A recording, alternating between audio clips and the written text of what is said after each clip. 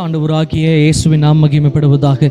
இந்த கால வேளையிலும் கர்த்தருடைய ஆவியானவர் உங்களோடு கூட பேசவிருக்கிற ஒரு வேத வசனத்தின் நேராக நம்முடைய சிந்தைகளை திருப்புவோம்.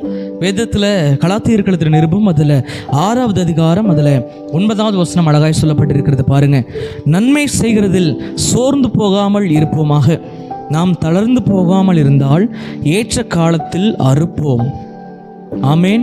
கர்த்தருடைய வார்த்தை எவ்வளோ அழகாக சொல்லப்பட்டிருக்கு பாருங்க. நன்மை செய்கிற ஒரு குணம் உங்களுக்குள்ளே இருக்கா, அதில் சோர்ந்து போகாதீங்க. ஏன் சோர்ந்து போவோம் அப்படின்னா, பல நேரங்களில் நம்ம யோசிப்பது என்னென்னா, எல்லாருக்கும் நல்லது நடக்கணும்.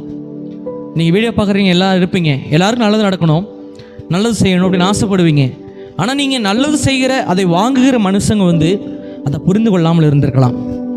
பல நேரங்களில் நீங்கள் யோசிக்கலாம், யாருக்கு நல்லது செஞ்சு என்ன நடக்க போகுது, கடைசியில் எல்லோரும் உங்களை தான் என்ன தான் குத்த சொல்லுவாங்க, கடைசியில் எல்லோரும் என்ன தான் தப்பு சொல்லுவாங்க. நிறைய பேர் சொல்லிக் கொடுக்க கேள்விப்பட்டிருக்கேன், நான் நல்லது தான் செஞ்சேன் பாஸ்டர், ஆனால் கடைசியில் எல்லோரும் என்ன சொல்லிட்டாங்கன்னா, நீ தான் எல்லா தப்பு செஞ்ச, எல்லாத்துக்கும் நீ தான் காரணம், என் குடும்ப கெர்றதுக்கு காரணமே நீ தான், என் வாழ்க்கைக்கு கெர்றதுக்கு காரணமே நீ தான் அப்படின்னு ஒரு வார்த்தை சொல்லிட்டாங்க. அதனால் நீங்கள் நினச்சிருக்கலாம், நன்மை யாருக்குமே செய்ய வேண்டாம், யாருக்குமே உதவியே செய்யக்கூடாதுப்பா, யாருக்குமே போய் நிற்கக்கூடாதுன்னு நினச்சிருப்பீங்க. ஆனால் பாருங்கள், கர்த்தர் சொல்கிறாரு, நன்மை செய்கிறதுல சோர்ந்து போகாமல் இருப்போம். ஆனால் ஆண்டு சொல்கிறாரு, செய்யத்தக்கவர்களுக்கு செய்யுங்க. நன்மை யாருக்கு செய்யணும், அந்த ரொம்ப உண்மையாக நன்மை தேவைப்படுறவங்களுக்கு, உதவி தேவைப்படுறவங்களுக்கு உதவி செய்யுங்க. உங்களை ஏளனமாக தூக்கி எறியவர்களுக்கு போய் உதவி செஞ்சுட்டு இருந்தீங்கன்னா நிச்சயமாக நீங்கள் தூக்கி எறியப்படுவீங்க. எனக்கு ஒரு சம்பவம் ஞாபகம் வருது. என்னோடய தகப்பன் தாய் பார்த்திங்கன்னா ஒரு உண்மையாக ஒரு ஹெல்பிங் மைண்ட் உள்ளவங்க. அவங்ககிட்ட தான் நிறைய நான் கற்றுக்கொண்டேன். அவங்களுடைய இருதயத்தில் என்ன இருக்கும் அப்படின்னா, சாருக்கு நான் உதவி செய்யணும், இந்த மாதிரி ரொம்ப கஷ்டத்துக்கு நான் கொடுக்கணும் அப்படிங்கிற எண்ணம் அவங்களுக்குள்ள இருக்கும்.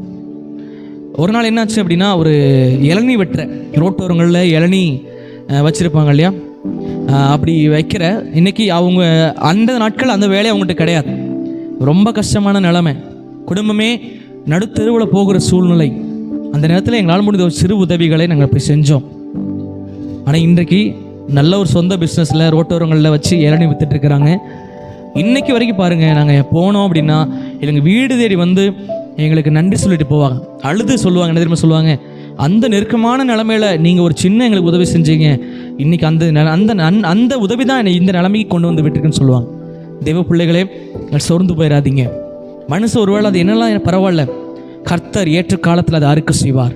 அதனால தான் அவர் சொல்கிறாரு, நீங்கள் தளர்ந்து போகாமல் நன்மை செய்வீங்கன்னா ஏற்ற காலத்தில் அதை அறுக்க பண்ணுவார். நீங்கள் மனுஷனுக்காக செய்யாதீங்க, கர்த்தருக்காக செய்யுங்க, கர்த்தருக்காக பண்ணுங்க. இன்றைக்கும் பாருங்கள், ரோட்டோரங்கள் எத்தனையோ கஷ்டப்படுற பேர் இருக்காங்க.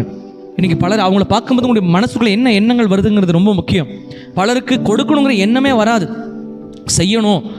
நிறைய காசு வச்சுருப்பாங்க, நல்ல நல்ல ட்ரெஸ்ஸஸ் இருக்கும் பாருங்கள். நிறைய பேத்துக்கு அழகான ட்ரெஸ் இருக்கும், ஆனால் அவங்க பத்தாது. ஆனால் அதை கொடுக்கவே மனசு வராது, வச்சு பீரோக்குள்ளே அடைச்சே வச்சுருப்பாங்க. ஆனால் உங்களுக்கு ஒரு ஆலோசனை சொல்கிறேன், உங்களுக்கு ட்ரெஸ்ஸு பத்தலையா, இல்லை கொஞ்சம் உங்களுக்கு குவாலிட்டி கம்மியாகிருச்சா, கொடுத்துருங்க மற்றவங்களுக்கு. எத்தனை பேர் ஒரு ட்ரெஸ்ஸை வச்சு டெய்லியும் ஒரு வாரம் ஃபுல்லாக ஒரு ட்ரெஸ் போடுறாங்க, ஒரே ஒரு வேளை உணவு சாப்பிட்றவங்க இருக்கிறாங்க. நீங்கள் அவங்களுக்காக நன்மை செய்ய வேண்டும் என்று ஆண்டவர் விரும்புகிறார். ஒருவேளை அவங்க நன்றியை மறந்தால் பரவாயில்லைங்க, ஆண்டவர் உங்களுக்கு அற்புதம் செய்வார், ஆண்டவர் உங்களுக்கு தருவார்.